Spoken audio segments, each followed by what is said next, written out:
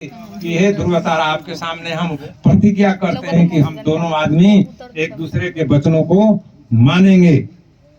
इस प्रकार से वर कहता है कि मंडप में इतने आदमी हैं, इतने आदमी के साक्षी मान करके मैं आपको वचन देता हूं, आपसे वचन लेता हूं कि हम दोनों एक दूसरे को जो भी वचन ले दे रहे हैं वो मानेंगे।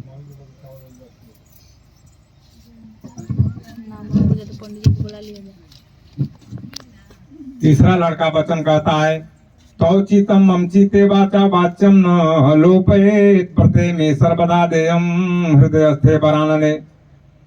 हे वरान, हे बनने वाली मेरी औरत, ध्यान रखना, हमारे चित्त के अनुकूल हमेशा चित्त रखना। यानी जैसा मैं सोच रहा हूँ कोशिश करना कि वैसा तुम भी सोचो। ये नहीं कि मैं बक्सर जाने को कह रहा हूँ, आप सासाराम के लिए निकल पड़ो।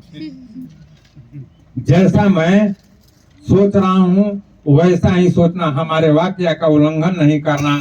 जो कुछ मैं कहूँ सदा अपने हृदय में रखना। इस प्रकार अगर करोगी तो मेरे पति व्रत का पालन करना होगा, इससे मैं संतुष्ट रहूंगा। अगला वर कहता है, मम तुष्टि कर्तव्याम बंधुनाम भक्ति वार्तात् मम आज्ञा परिपालस्या प्रतिव्रत परायणे। जिस प्रकार मुझे संतोष हो वही कार्य करना और हमारे भाई बंधुओं और हमारे परिवार को सदा आदर भाव के साथ रखना। हे प्रति व्रत धर्म को पालन करने वाली, ये मेरी आज्ञा का पालन करना होगा। इस प्रकार अगर आप करेंगी तो मेरी आज्ञा का पालन करना होगा। अंत में वर कहता है, बिना पत्नी कथम धर्मम आसनानाम प्रवर्तते तस्मात् त्वं मम विश्वासा भवो मा वांगनिः।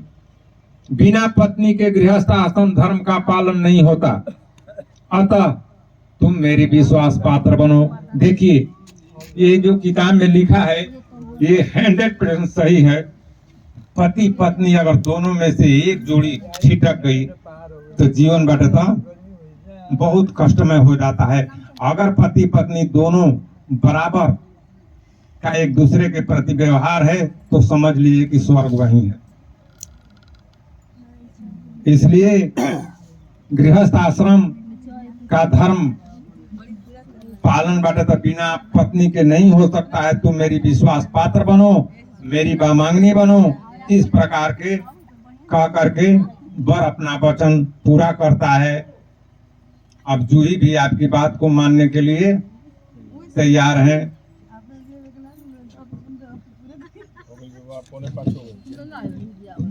चलें सिंदूर सिंदूर